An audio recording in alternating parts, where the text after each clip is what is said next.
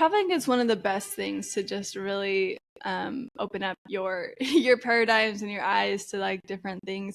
There is a quote by Mark Twain, I think, who talks about how like traveling is the death of prejudice. Like that's the one thing that's really going to overcome like an us versus them mentality. And that's one of the biggest things I feel like when we first started traveling was like really eye-opening to me, is even though people live differently than I had always been raised to live, like they're still good people, and they still have really similar core wants and desires and needs, and there's so many more similarities than there are differences everywhere we go in the world. And I think that was one of the most impactful things to me when we first started. Austin and Monica Mangelson are experienced digital nomads who have built successful online businesses while exploring the world. With a combined 17 years of nomading in over 10 countries, they've gained valuable insights into building and scaling online ventures. We dove deep on the best job to start out as a digital nomad, top misconceptions about working and traveling as digital nomads, and how to create an ideal work schedule that aligns with the digital nomad lifestyle. Enjoy our conversation. Austin and Monica, welcome to the podcast. Thanks, Daniel. Thanks for inviting us on to be chatting with you today. Excited to have my first two-person Double Trouble episode today. So gonna get into a lot of really fun nomad stuff. But here's where I want to start out. Probably the question everyone's asking once they see two guests on a screen. How'd you guys meet? We met in college. So our apartments shared a parking lot, and I guess Austin's roommate was friends with my roommates first, and then Austin started coming over, and he just kept coming over and doing my dishes, and I was like, you know what, this is okay. You can keep doing this. And so that's kind of how our journey started. What was the first date like? Our first date was actually homemade mini golf. We did we created our own course inside of our apartment complex's lounge. It was a double date with one of my good friends from childhood, so it was super fun. And we got ice cream afterwards, and I think we followed up with kind of like a first date part 2 with a movie the next day, kind of an extension, all of one extension of the first date. So it was great. So I have to ask, after that first date, what was your guys' first impressions of each other? Like, what did you guys think of each other afterward? Were you guys like, this is my soulmate, or you were like, oh, this was an interesting time? I'll have to decide. So the very first time that I ever met Monica, this was before our first date. I was smitten from the beginning. Monica wanted nothing to do with me. I needed more convincing. So right away, I thought she was beautiful. I thought she was very interesting. I kept asking her questions. I learned later that she hated the fact that I was directing all of my attention in that conversation to her. Mm-hmm. So it took a little bit of convincing, a little bit of urging to get her to be interested. Yeah, I would say it took him a while to ask me out on our first date. By the time that he did, we had become friends already, and then our date was really, really good. So I was definitely open to more dates after the first date. So you were just like, you took a chance, then it sounds like he was in the friend zone, and then you just took a chance on it, and thankfully it ended up working out. Yeah. Well, it did for a while. Once we officially started dating, it got super weird and super awkward. And then I was like, oh my gosh, I need to break up with this kid. I cannot handle how awkward it got. And I don't know why. It was just everything was just so awkward. Something about making it official for 2 weeks. It was really weird. It was so weird. I can't even explain to you how awkward it was. And I remember talking to my roommate. I was like, Jordan, what do I do? All of his friends are my friends. How do I break up with him? And eventually it ended up my roommate did something stupid. And so I ended up venting to Austin for over an hour about just how frustrated I was. And then he opened up to me and everything just clicked into place after that. But it was a weird start for sure. Well, young relationship drama, what can you do these days? But happy to see that you guys were able to stick it out. And so you guys ended up actually I forget if it was after college or during college, you guys went on a humanitarian aid trip, with the Peace Corps. What'd you guys learn going on that trip about really how the world works? And is there anything there that helped you guys go into this nomad lifestyle? So our first trip was actually with a humanitarian organization called Humanitize Expedition, and it was in college. And we went as medical interpreters for a physical therapy team. which was amazing. We were like staying in this orphanage, so we were like helping out the orphanage, and we had like this clinic we were doing. We were in super rural Guatemala, and it was fascinating.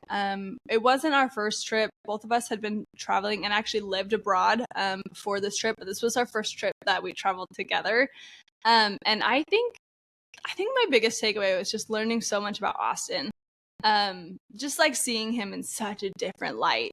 That was like the first time I ever saw him cry when we left and things like that. And it was the first time I'd also seen him really stressed out. Like navigating airports was not his scene. He's gotten a lot better Thanks for changing that to was.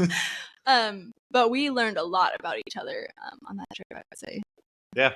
It was like a super, super busy week. We were always on the go, but it was really impactful, like for our relationship, like Monica just said, but also we grew this love for the work that we were doing, the humanitarian work, and kind of involving ourselves more in the communities of the places we traveled to and doing what we could to support the people there, which has been a major like pillar for us, or something that we always try and focus on whenever and wherever we travel. And it all kind of started with that, at least doing it together.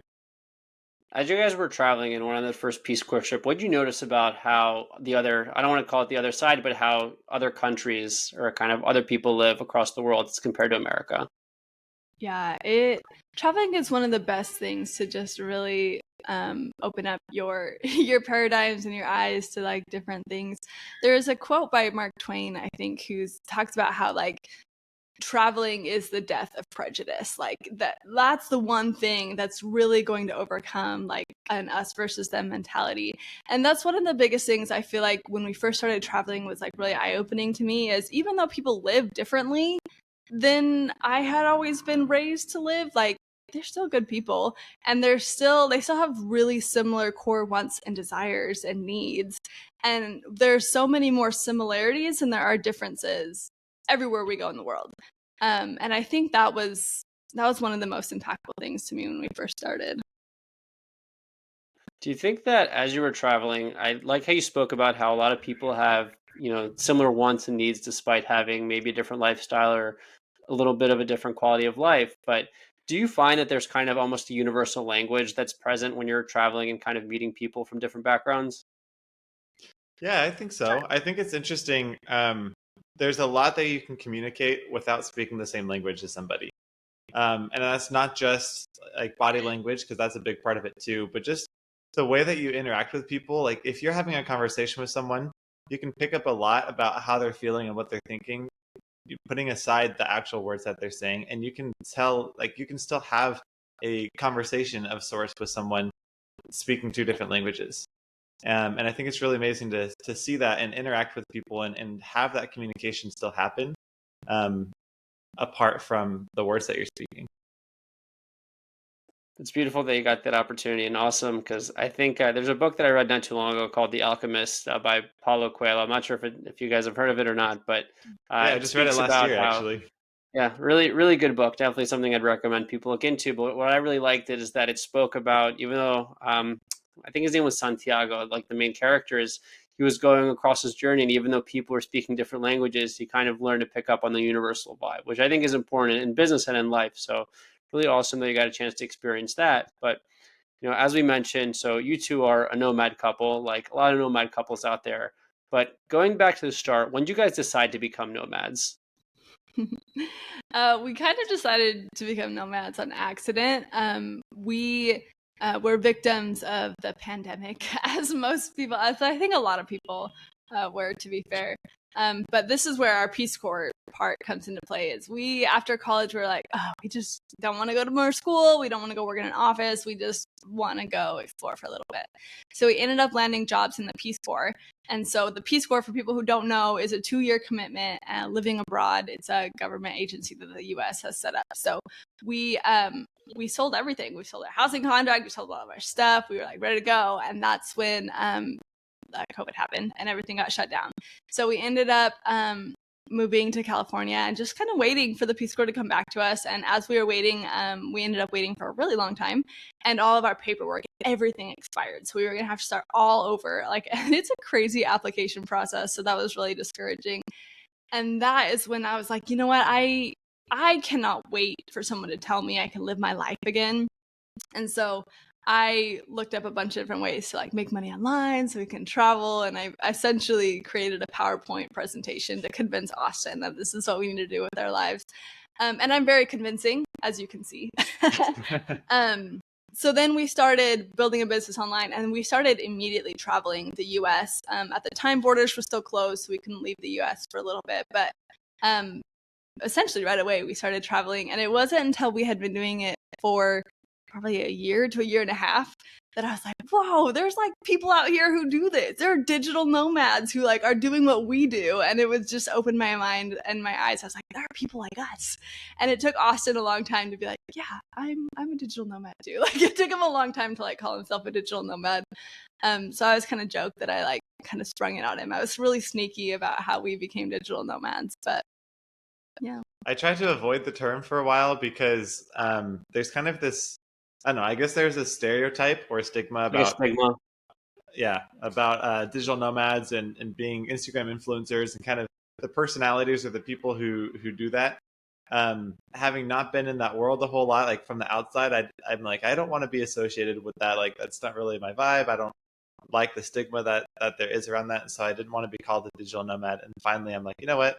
Why not? And I've learned throughout the years, the past couple of years we've been doing it, that stigma is not true at all. And there's so many different personalities, so many different business owners, so many different types of travelers. So there really is no one type of digital nomad, one type of influencer, one type of, there's no stigma around it like I thought there was, I guess. So I'm sure that you guys have got a chance to run into, a bunch of nomads as you're on your travels. Have you noticed, are there more nomads in particularly from one country or another, or does it seems like every country just has a certain amount of people that pursue this kind of lifestyle? Yeah, I wish we had looked at the stats ahead of time, but the majority of digital nomads come from the US.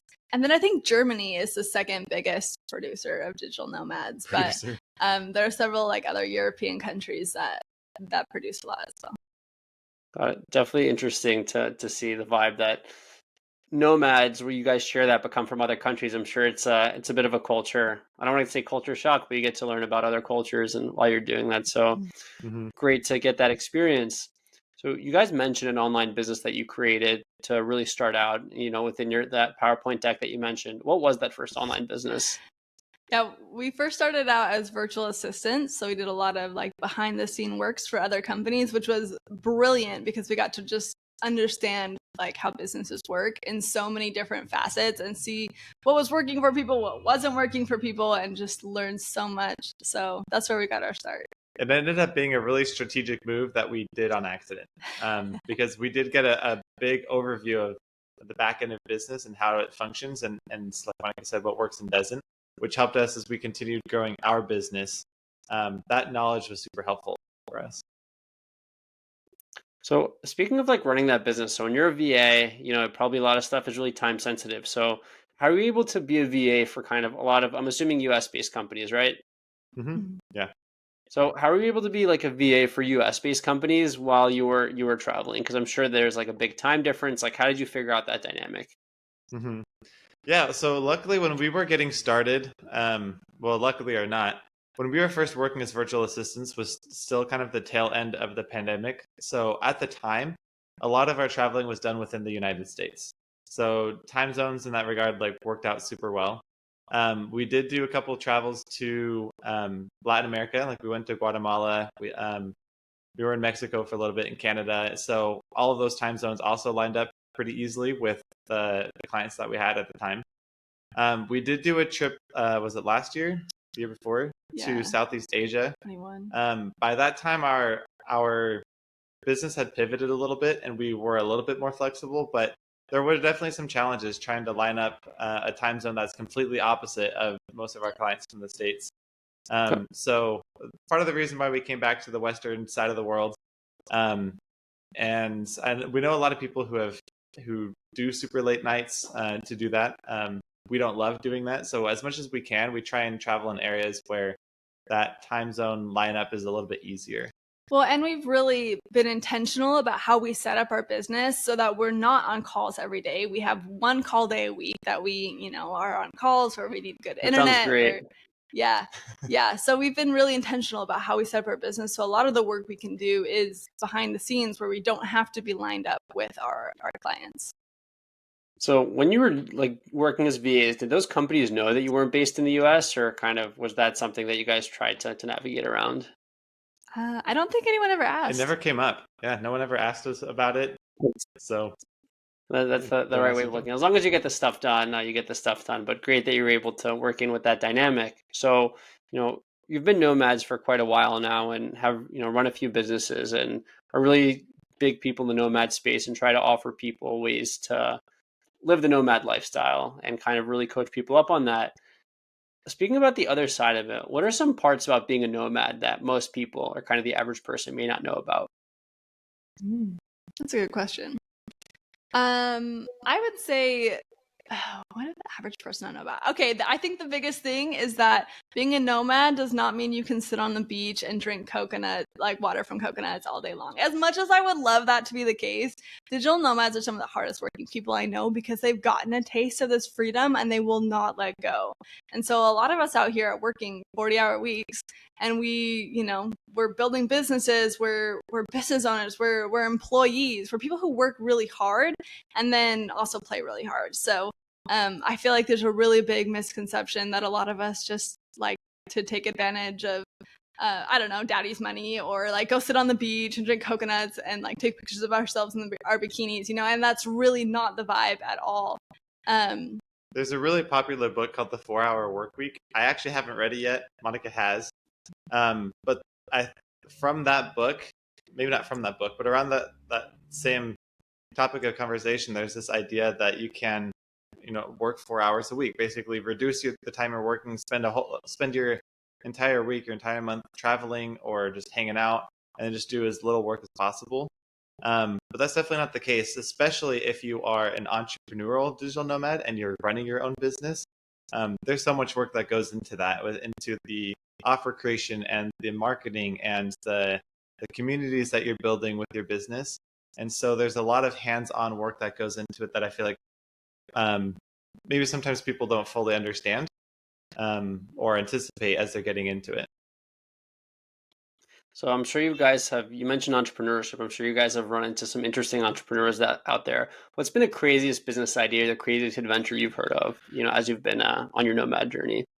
Yeah. Oh, we love talking about this. And this is actually the other thing that I was going to share with your last question about things that people maybe don't know about is there's a lot more opportunity out there than just being a tech wizard. I feel like that's one of the popular things people that come to mind when people think about working online and being a digital nomad is, web design or some coder or programmer, things like that. We've actually been collecting over the past couple of years a list of the super unique, like super fun, kind of out of the box ideas that of people that we've met who run businesses online. One of them that I think is just super random is this guy's a refrigerator mentor. So he understands all the systems of refrigeration and how it works, and then also the business side of running a refrigeration business. So he online fully, he runs this refrigeration mentorship and helps other people grow their refrigeration businesses. Is there a niche for that? I mean, there's refrigeration advisory. You know what? I never would have thought there is, but he's making hundreds of thousands of dollars. Oh, he is killing it. Wow. So I guess that's a message. If there's a niche out for that, there must be a niche for everything. But that's a new one. Yeah. We'll have to check that out later. But it's really interesting to say on there. So hypothetically, say if somebody's thinking about becoming a nomad, imagine if somebody's lived the corporate life for like 5 to 8 years, they're still in the early part of their career, and they're like, maybe this isn't for me. Wild thought that someone in corporate America would have that. I'll leave that as a joke for another day. But if they're thinking about making the jump to more of a nomad lifestyle, what should they consider before kind of pursuing that? Yeah, so I think you should really take a look at what you want your life to look like.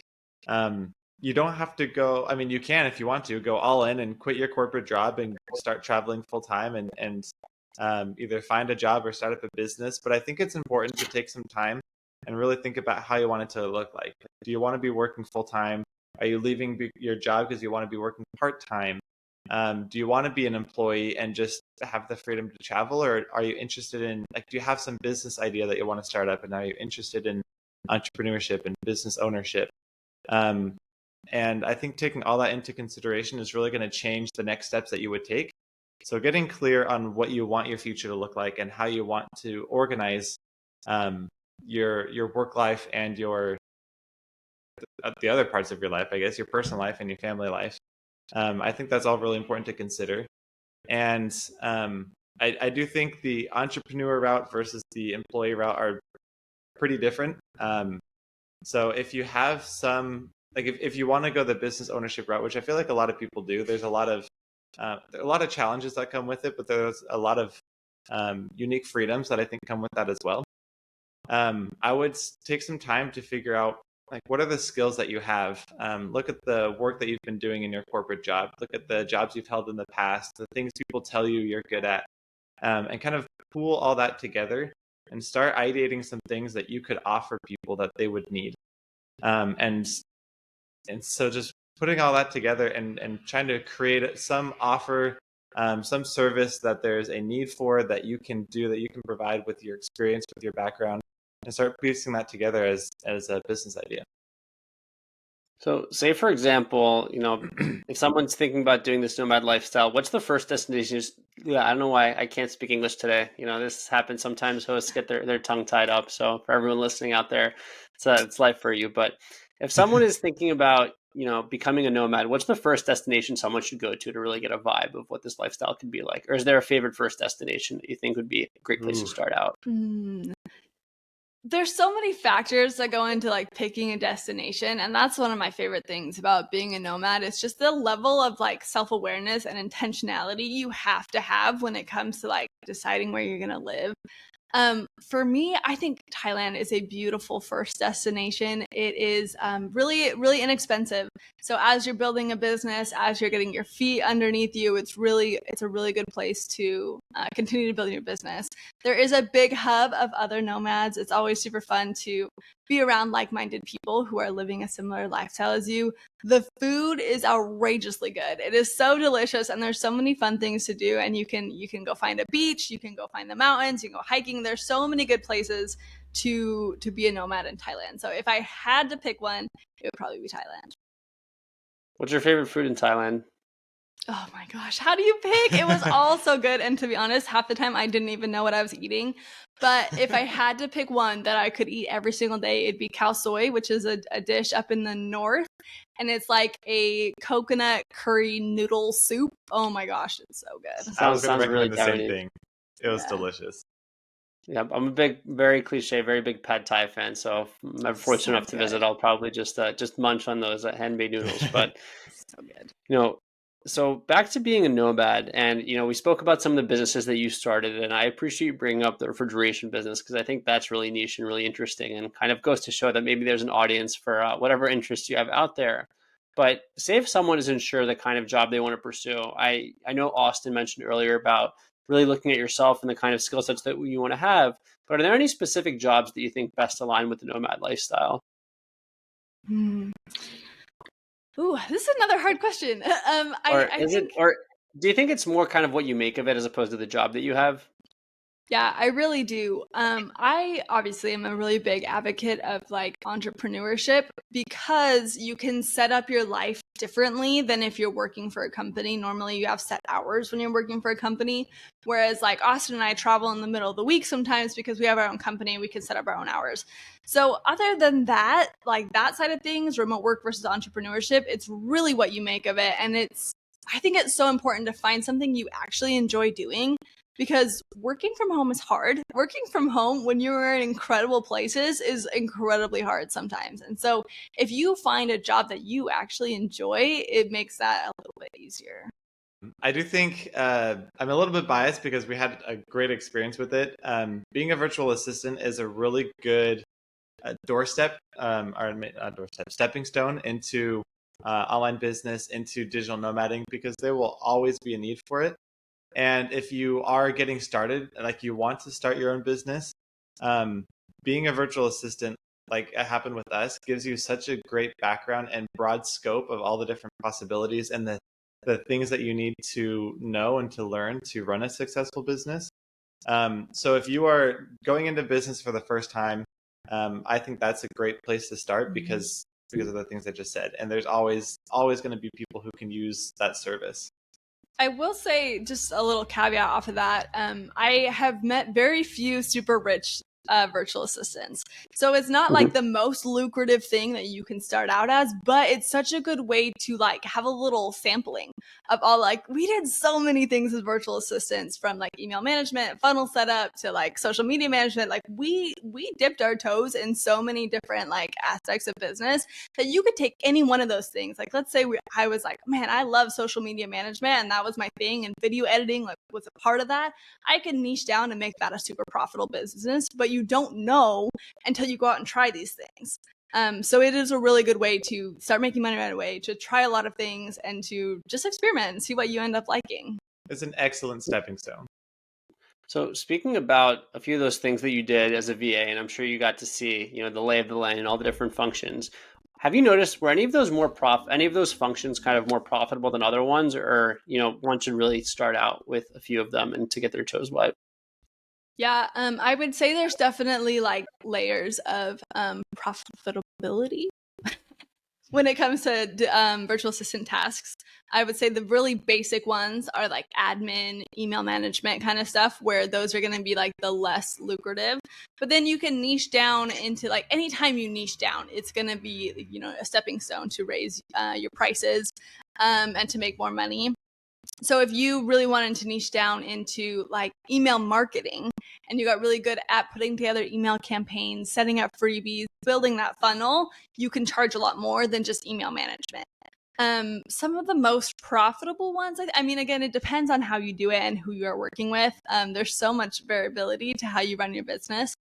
I would say some of the more profitable niches I've seen have been maybe IT setup, or we know somebody who helps people specifically with courses. So she helps people like pick their platforms, set up their platforms, even sometimes like create their courses. And I think she even does some funnel building for them, like email marketing kind of stuff for them. And she's done really, really well for herself. It's funny, I was going to bring her up too. I think the more specialized you get, the less you're going to be considered, I guess, a virtual assistant. Like, your title's going to change. You're niching down into a specific service. I don't know if it matters so much what the service is, but the more known you are for one or two things, and the more you are the go-to person for that service, the better, like, the more profitable you're going to be and the more money you're going to make. You're going to get better at offering that service. You're going to streamline your processes. People are going to be coming to you more because you're known as the person who can help you do this. So I would say that's kind of the key, I think, more than what's going to make you the most money, but niching down into something specific is what's going to really accelerate you forward. So for someone starting from a blank slate, it would be a good idea to try a few different things, pick the one you like the most, get really great at that, and ultimately pursue that. And as you get better at that, your earnings will rise as a result. 100%. Yep. Exactly. So more on the social end, obviously you guys probably, and you mentioned this a little bit earlier, but you run into a lot of other nomads, a lot of other nomad couples. What's it like running into, other people from America, other people from other countries? Like, what's that vibe like? I love it. It's so easy to just find our people out here. Whenever we go back to the States, I always feel a little bit alienated. Like, I don't feel like I really fit into that general vibe, but it's so fun to find people. I always joke that, like, growing up, my mom was always like, never meet strangers from the internet. And now that's the only way I make my friends, is strangers from the internet. And so we're always like connecting with people. Every time we go to a new place, we like jump on Facebook and find Facebook groups of people.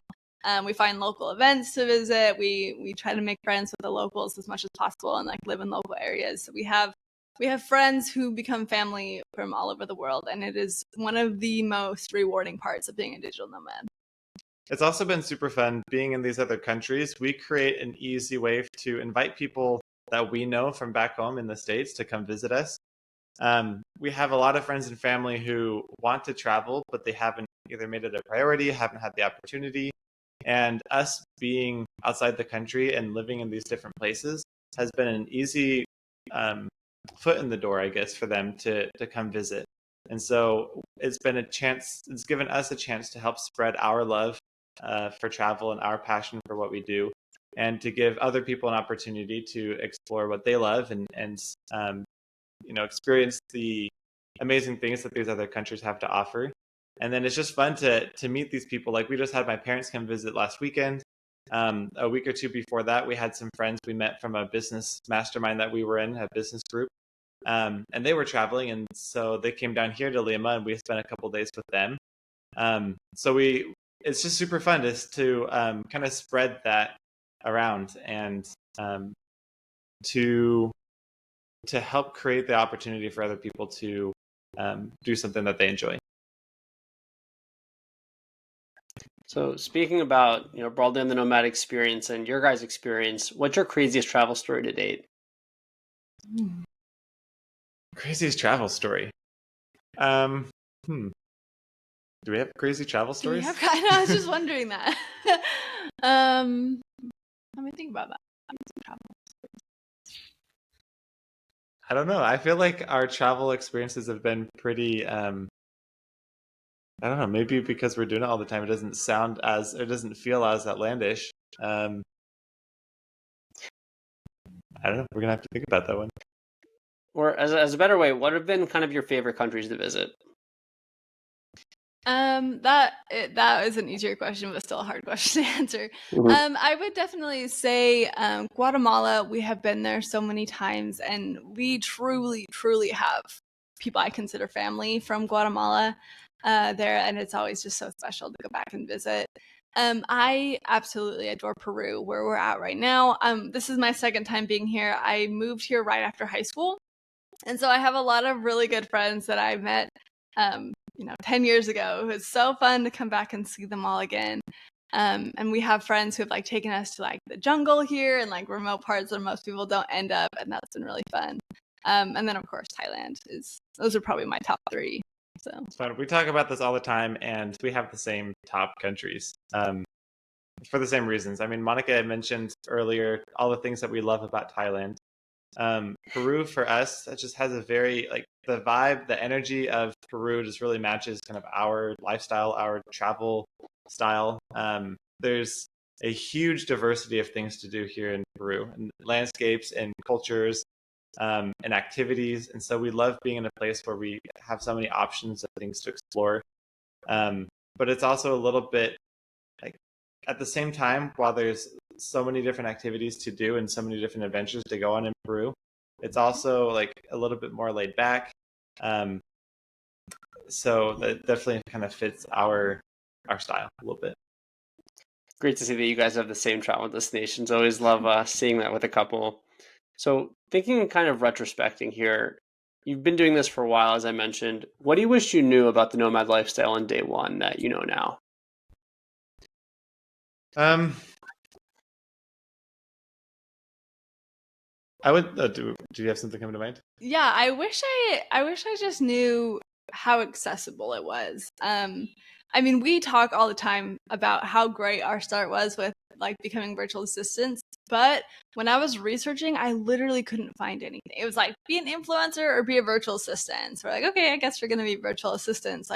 I'm not gonna show up every day with makeup on. That's just not me. So we're gonna go the route of virtual assistants. But since kind of going that route and starting and pivoting and changing and doing all these things and really working in the space of digital nomads, I just cannot tell you how accessible it really can be and how easy it can be to build something that's yours. I wish I could go back and just tell myself listen to your intuition so much more. All of us, I feel like all of us entrepreneurs have this little voice in our head that knows what to do, and we are so good at ignoring it and listening to somebody else or trying to follow someone else's advice. And so I wish I could just go back and anytime that little voice went off to be oh, that's the voice to follow, that's the voice to listen to.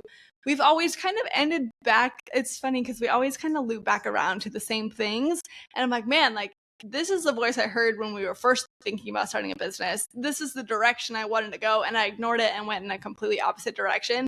And it took me a year to circle back and get back there. Okay, now I can move forward, and then maybe I'll get off and I'll have to circle back again later. But just to follow that little intuition and to just know that this lifestyle really, really is accessible if it's something you're interested in. I'd agree. I think there's a lot of uncertainty about getting started. We have a Facebook group for this that we run, and we ask a question to everyone who's entering our group. We ask, what's your biggest challenge getting started as a digital nomad? And probably one of the most popular, or not popular, but most common answers that we get to that question is an uncertainty about getting started, not knowing the first steps to take, not knowing what the options are. And so that's one big goal that we've had in our business, is to help kind of share that and educate people on what are the options and how do you take your first steps if you're not sure what direction to go in. I think for me, another thing that was a bit unexpected was how much I would grow personally. And I think a lot of this, I think it comes through both our travels and digital nomading and the business, but I would probably say a little bit more on the business side. As a business owner and as an entrepreneur, you learn so much about yourself, and you come face to face with a lot of insecurities, a lot of fears that you work through. And it's just a huge catalyst for personal growth. And I was not expecting that when we were getting started. Thank you so much for that advice. And I hope every digital or future digital nomad will definitely take that and run with it and learn from your guys' experiences. As a parting note here, so as I've mentioned probably a few times, you guys have been living this lifestyle for a while, seem to be loving it, seem to be thriving. What's the future hold for you guys? Do you guys ever see yourself going back, or do you see this as the lifestyle for years to come? I don't know is the short answer. The longer answer is like, being a digital nomad is incredible because you have to be so intentional. I think I already mentioned this a little bit.